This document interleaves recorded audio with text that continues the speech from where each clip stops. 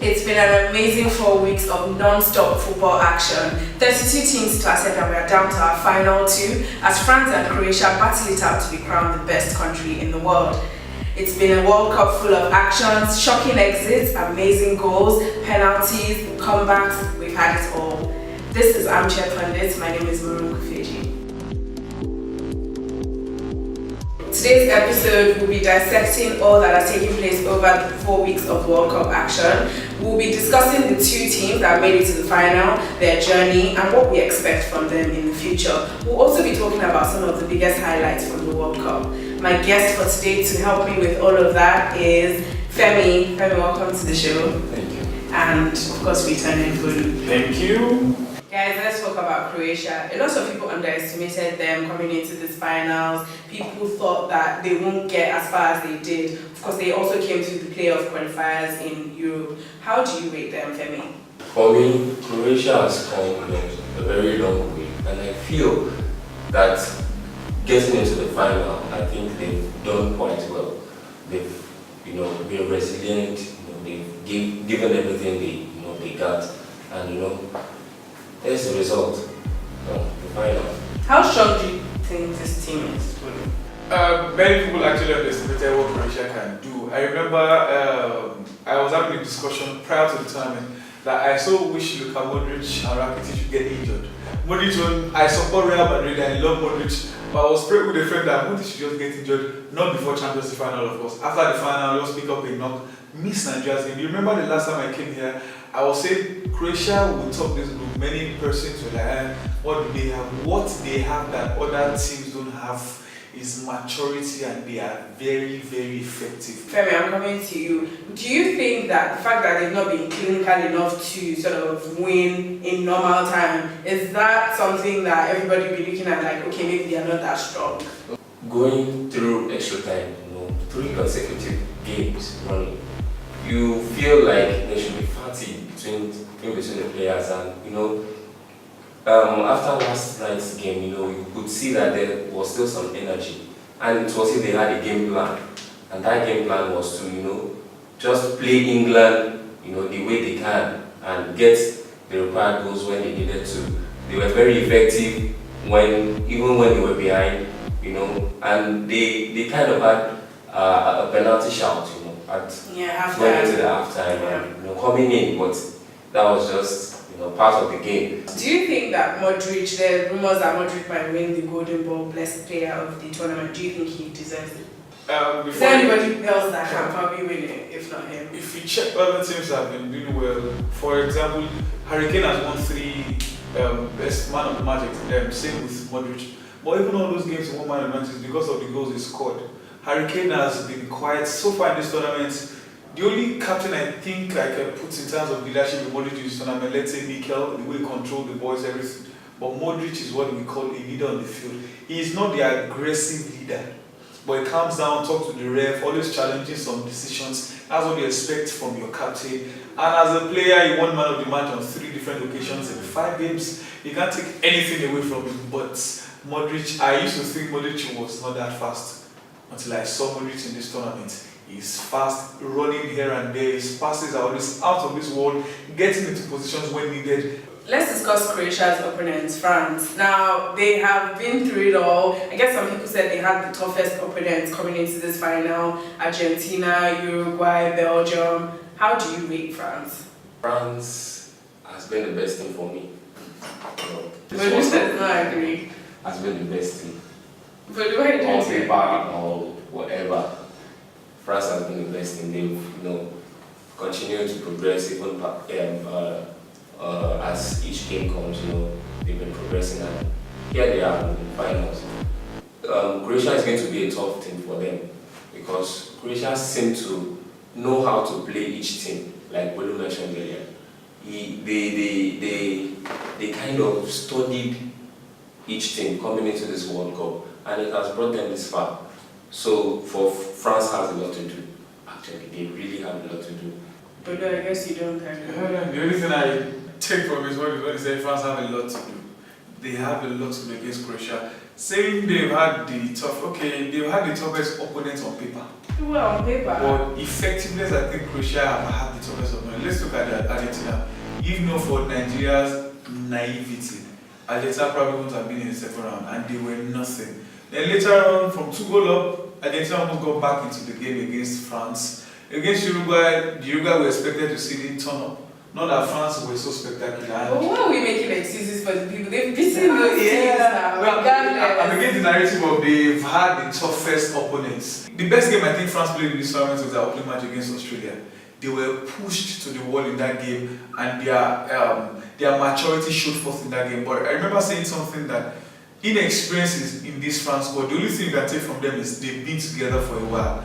Almost the entire team that lost the last European final are in this squad. It means they've been together, they've played together, the composure is with them. But another thing I don't know why they do is when they get the goal, they push back, they start defending. And if you check Croatia all through this knockout stage, they concede first, their opponents are defending, and they score. So the final will definitely be an interesting one. I'm not taking anything away from France. Mbappe anytime will run you down, even though the last game was out of the game. Griezmann may not be in the game. But when he's there, you know you are in trouble. And Olivier Giroud is a threat in the air any day, anytime. But he has yet to score. Yeah, he just scored the winning goal in the final, and that's so true. Even if he does not score, if France wins the World Cup, he's getting the medal. So you can't take anything away from France. But I still feel their lack of creativity in the middle, even though Pogba has been very excellent in this tournament, but Pogba alone can do that work. Matuidi is a very solid defensive player, same for Kante running up and down. That's why I feel Croatia have the edge. But defensively, both of them are solid. Attack-wise, both of them are solid. Just that I think Croatia and France, are very fast. Let's talk about their opponents, the people they defeated in getting to this final. So we have Belgium and England. Now, the Belgian players have come out to say that they are not happy with the way France played, which is bizarre to me because in a football match, your job is to stop the other team from scoring. And that's football for you. That's the basic ABC of football. And Belgium, they are upset that France played that way. Do you find that odd from them? If tables were turned, I feel it would have been the same thing. So there's nothing to it. They played, they lost. France got into the final. We should just move on from that. Where do you think this Belgium team can go? Because they were the golden generation, so to say. What can we expect from them in the future? We can say a bit of luck. Maybe it's against them. We checked since 2010, they've had solid players, at least two in every position. They just don't, at least this time around they got to the semi-finals. I'm sure they will come up to the third place match and feel we can still get something. The match they could not play well in the last match of the group stage where they had to rest. I'm sure both of them will come out all gone blazing this time. They still have young players. Hazard is still in his 20s. The Carrasco, Lukaku, Carrasco, they are all still very young. It means if not all of them, maybe the likes of company may not be able to come for the next tournament, but they can still come for the next tournament. If they've been moving from second round to quarter-final to semi-final, I'm sure they will probably want to do better in the next tournament. Going forward, their next target should be next Euros. They should have the same core. I'm not sure they will sack Martinez. I think Martinez will still be with them. It means he would have had extra 2 years to study the players that took to semi-final. So I'm sure Belgium in the next 2 years will probably be a team to also look out for. They will definitely be favourite for the next tournament. What about England? Well, I think some of us are happy it's not coming home. They are going home. They are going home. Do you think they can even take third place? That is going to be a magic if that would happen, because Belgium already defeated them in this tournament. A lot of people seem to think they underplayed it just so they can come second, because that side of the table. Underplayed or not, Belgium is still going to defeat them. That's my take. I feel they would still defeat them, because even the first, the last group stage match where they played Belgium rested their players, most of their players, and yet they still won. Yeah. Now it's a third place match. We're playing for pride. We're playing for to get something out of the tournament. So if going into the third place, I don't see England winning though. Well, I did give them so much chance to even get to this stage. Actually, I'm surprised. I remember saying this is the worst England selection in a long time. Yeah, a lot of people said that. It's thought the likes of Jojo Shelby should have been there, Wilshere should have been there, Jamal Lashley should have been there, Tarkowski should have been there, but they surprised everybody. Southgate went for majority of the people he coached in the under-20. And look at them, they may not. But it has worked out well. Yeah, they may not play beautiful football. It may be one. I tell you, there's no way to play football. The only way to play football is to win. Is to win. No matter the tactics. I love attacking football. I love tiki-taka. But if it's not winning you games, it's useless. Spain had over 1,000 passes. But they lost. So we remember they had 1,000 passes. Exactly. I think this squad, just like England, have a little bit of problem like we do have in Nigeria. They may decide to bring an entire different squad to the next World Cup. If they can keep this crop of players, they may not win, but they will definitely give the fans joy. Guys, I want to know what have been your highlights so far throughout this World Cup. Oh, first, I think there's been lots of surprises. VAR is a different ballgame on its own. I think that's a completely different topic on its own. I think the reason why the FIFA president said they should extend to 48 is that smaller teams are coming up, people that disagree with that. But it's obvious in this tournament. Russia is the poorest or lowest ranked team in this tournament. They got to the quarterfinal, defeated the almighty Spain. I thought in their group it would be Uruguay and Egypt that would progress. But 5-0 first match against Saudi, not surprised. Okay, well, that's the second match. They defeated Egypt. Yeah, we could say they lost the last match, but winning 2 games has taken them through. And all the way against Spain, I didn't expect them. Against Croatia, they pushed Croatia to the wall. They even equalized in extra time, what England could not do yesterday. They lost on penalties, and it means teams are coming up. Speaking of VAR, what do you think of VAR? Do you think other teams, especially the European countries where we have the biggest leagues in the world, do you think they will now adapt VAR and start using VAR? First off, I think in the Serie A already. They tried it this season that just ended. And then the Bundesliga too. For Premier League, I don't know, because whatever the politics is about this VAR, they are not just supporting it, they are not having any part of it. But in the long run, I feel it will really be a big, landmark, even in the Premier League, because you have several decisions, causing teams to lose 3 points, 3 valuable points, and then when you say you don't want VAR, then how do you want to justify these calls? What do you think VAR should now, in order to succeed properly? So people are saying limit the amount of calls, so 3 per team, for example, things like that. What do you think they should do to just make it work properly and become a part of football? VAR itself, like I tell people, is not bad, because no matter what VAR says, it is still subject to the referee's decision. The ref, like the game against Nigeria, they start giving us different excuses of why the ref didn't give. The VAR is to call the ref's attention, the ref will still decide. In NFL, they have calls. If you think this call doesn't go against you, goes against you, you can call it. Tennis, you have challenge or challenge pass set. So I think 2 things, they should make it very fast.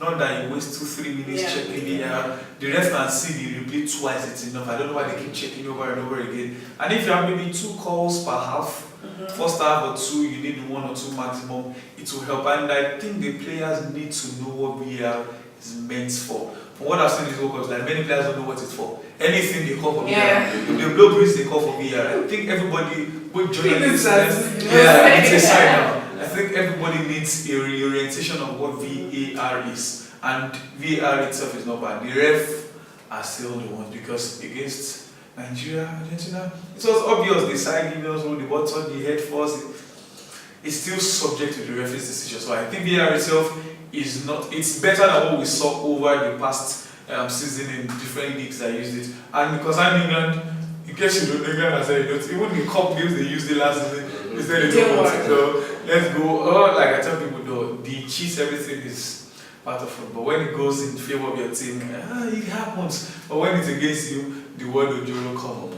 Look, finally, on the VAR, for me, I think it has to be consistent. Yeah, that's good. It has to be consistent. Against Portugal, was it? Portugal? Iran. We saw the same thing that happened Nigeria, Argentina, There were excuses. And then there were excuses. What was that? Just make it consistent so that people will believe more, even in the VAR. Now fans are still skeptical about it, no doubt. because if you are not going to be consistent, there are some calls in some matches that needed to be given but were not given, and in other matches they've actually given. So what's that? There has to be consistency over time. Yeah. Finally, Bruno mentioned it about wanting to increase the teams to 48. We've seen in this World Cup that there were no weak teams to say. All the smaller teams that people thought would, everybody would walk over them, they really stepped up to the plate. Was that something that made the World Cup so much more quality? We saw a lot more from it. Do you think that 48 team is a good idea? Well, 48 teams. Will there still be a competition? That's the word. That's the question. Will there still be a competition? Because if you are increasing the teams to 48, then are you not taking away the competition from the game? Yeah. And if you take away the competition, then it doesn't make it interesting again. And for football, which we know it is a universal game everywhere in the world, yes, teams want to participate in the World Cup, but at the same time, we need to look at the competitive part. And let's keep that trend. But if there was a way to make it competitive, like for example, obviously they would increase more places for Europe, Africa, South America, and then what happens is, I guess, the lower ranked continents such as Asia, Central America, Latin America, and Africa, so to say, they should have sort of competitions to knock each other out. Would that make it more competitive? To be having something like a Kuwait, a World Cup, we're having something like Haiti. No, but those kind of teams will have to go through playoff rounds with someone from Africa, for example. From what we got, there will be 3 teams in a group. That one alone, I don't know how they expect to have 3 teams in a group. It's not. It will be 4. It will be 4. It's going to be 3. And like I tell people, even before a tournament, the most interesting thing beyond the tournament is the qualifiers. For example, South America, they all play themselves. It means South America, out of 10 teams, 8 would come to the tournament. That means you can't even put the kind of effort you will put when you know the way it is now. 4 teams qualify for South Africa officially. The 5th one plays playoff. But if 8 teams are qualifying, that means you can lose 10 games and still qualify. So I feel they should leave us the way we are. Let's fight it. Look at CAF, for instance. Let me use CAF for example.